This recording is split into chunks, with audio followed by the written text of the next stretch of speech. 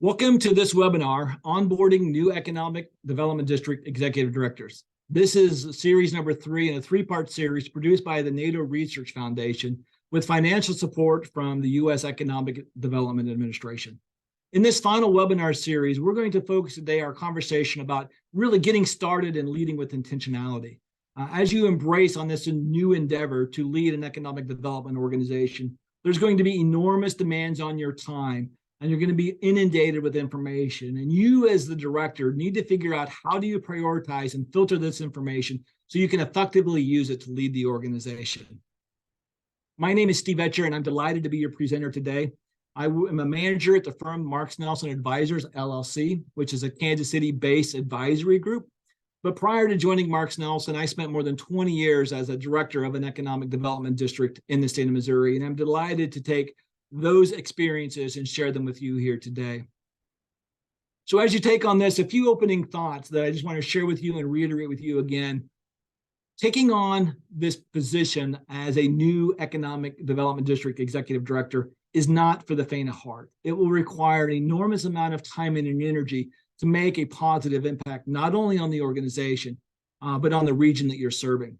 It's likely not something you've been trained to do, but as you approach this, recognize that you will be required to take certain managed risk, calculated risk, that you will be required to innovate, that you'll be required to compromise on certain positions, that you will need to lead, maybe even through uncharted territory. But doing that, you need to make sure you lean into your partners, but most importantly, that you exhibit professionalism as you go forward. I've often said that a new director is best evaluated like a new president and his administration is evaluated. And that is, how effective are they in the first 100 days in office? So I would issue that same challenge to you, is become as effective as you can become in the first 100 days of the office. And in order to do that, you need to be extraordinarily intentional in your efforts. So whether you're new to the organization, you've been promoted from within, understand that your next step, your next phase within this organization, you must embrace with a lot of passion, a lot of dedication, a lot of commitment, but most importantly, with a lot of intentionality. The job may seem overwhelming at times, but recognize there are an enormous amount of resources and mentors and colleagues out there that you can lean into to help you through these important times. So as I said, the first 100 days is probably the most important thing you can do. And as I've said in prior webinars and at prior conferences, I believe one of the most important things a director can do to ensure their success as an executive director is to invest into relationships. The level of relationships that you can establish and nurture and develop and continue to develop over your tenure will really reflect the impact that you're having as an organization. But in order to figure out who best to develop relationships with, what I've always instructed new directors to do is break it down into a chart. Put a few people in each day, and over the first 100 days, say, these are the most important people that I need to make a connection with. And so what I would encourage you to do is break those into 10-day increments and identify who you need to contact within each of those 10-day periods of time. What is their role with the organization? Understand what the relationship with the organization may have been or may not have been. And then go meet with them, talk to them, understand what they want from you, understand what they need from you, and understand a little bit more about their role within the organization. But the best thing you can do is develop this list. You can use any kind of tool you want, but be very intentional about who you need to connect with, and don't give up until you've made all of those connections. And once you've made that connection and you understand their outcomes and what they expect from you as a leader, be sure to follow up with them in the future and remind them of that initial conversation you had and ask them how you're doing in achieving those expectations. The other thing I would encourage you as a director to do is to be very intentional in your own development and improvement periods. That first 100 days is critical for you as a leader.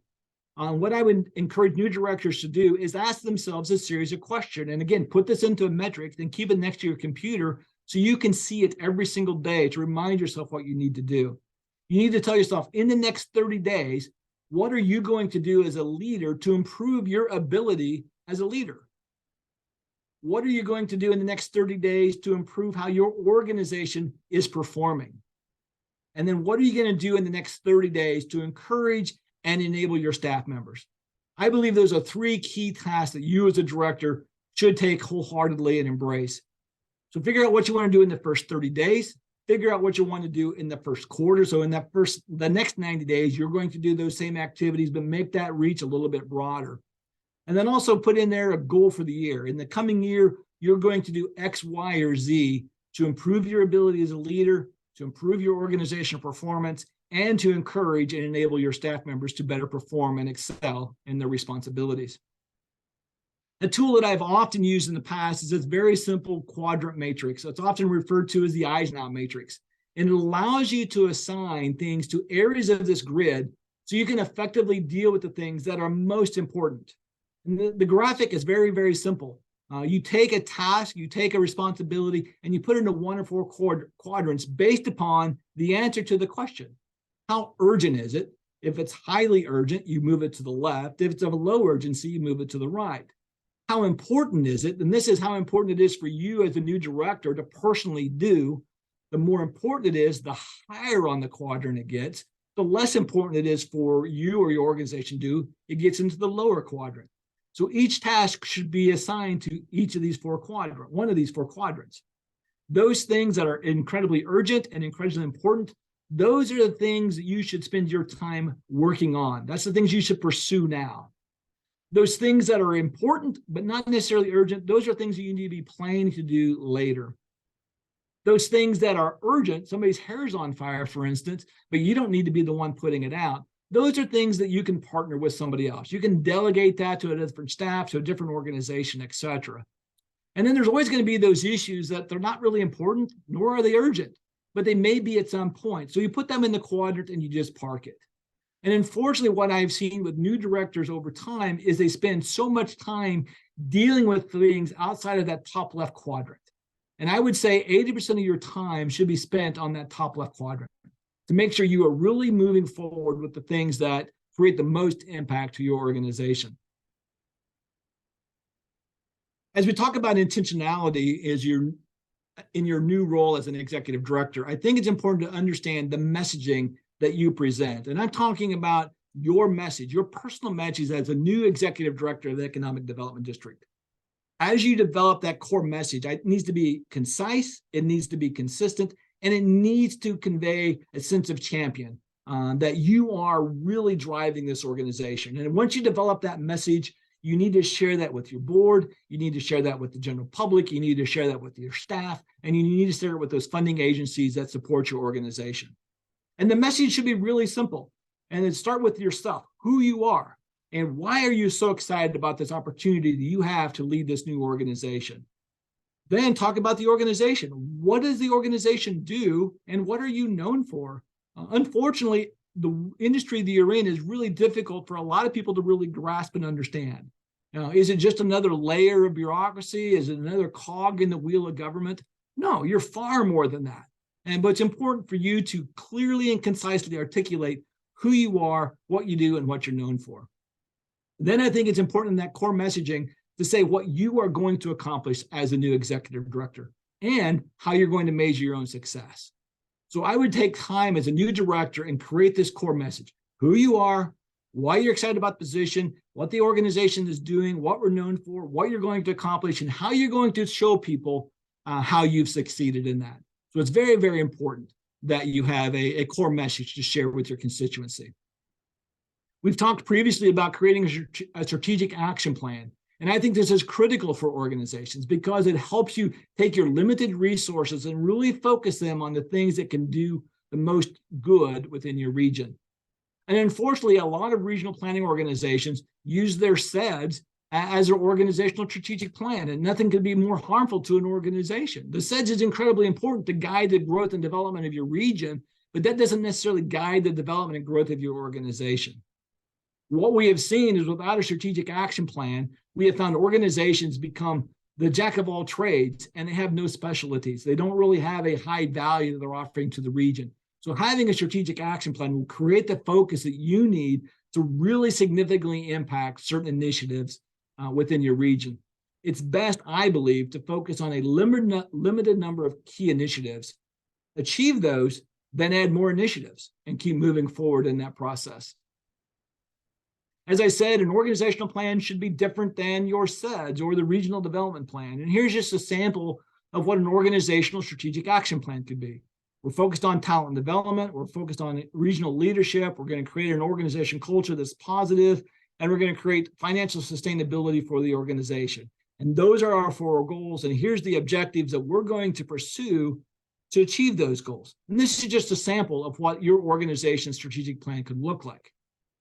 Whereas your regional development plan or your SEDS may focus on broader things like economic development or community development or workforce development. And you're going to have some objectives that will achieve those specific goals, but they're completely different than what you need to run your organization.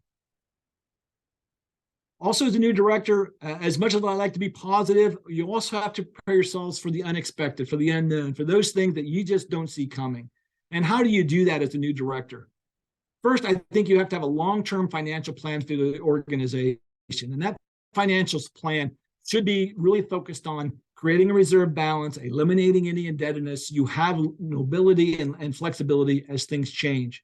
You need to have a reserve fund created so you can be able to respond to specific needs. But to have a reserve fund takes a lot of discipline. It takes a lot of budgetary agreement to make sure you're allocating money set aside for future activities. It's important to keep your overall mission and purpose forefront with your board members. Otherwise, you will be so spread, so diverse, you may not be able to respond effectively to things that come up that are unexpected. Please develop a strategic action plan for a yearly focus of the organization. This will also give you opportunities to kind of think about what are the threats that's pending, that's impeding our ability as a region or as an organization to grow. And so spend some time doing that. Remain nimble. There will be things that you cannot predict that will happen to your organization, that will happen to your region. I believe being nimble is one of the best things you can do to provide the guidance that you need for your member communities and your staff. Be flexible. Don't just think you have to do things the way things have always been done because that's the way they've always been done. Look at doing things differently in a more efficiently way so you can ramp up quickly to respond to needs and challenges that do present themselves. And lastly, be entrepreneurial.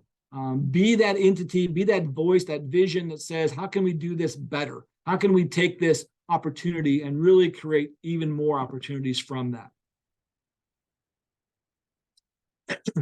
And lastly, as we wrap up this webinar, I kind of want to just point a couple new things for you as an executive director to keep in mind. Number one, don't rush to make changes. Changes will be inevitable, changes will be necessary, but make sure when you make changes, they create the impact and effect that you were hoping to do. Look at doing things in a more streamlined way, more collaborative way than you may have been doing things in the past. Continue to invest in yourself as a leader, continue to invest in your staff and encourage them to be regional leaders as well. That capacity, that investment will expand your organization's capacity and therefore your organization's impact. And lastly, always be growing and learning. There's so many new things to learn and understand in regional development organizations. Be a pioneer, go out there, look for the newest and latest trends, be an ongoing lifetime learner in regional governance and administration. Again, thank you for participating in this webinar. It's a delight to be part of this process. If I can provide any assistance to you, my contact information is here. Please reach out to me, scan the QR code if you want my direct contact information, or reach out to the NATO Research Foundation, get a copy of the toolkit for your first 100 days on the job. And I wish you absolute success in your endeavors. Thank you.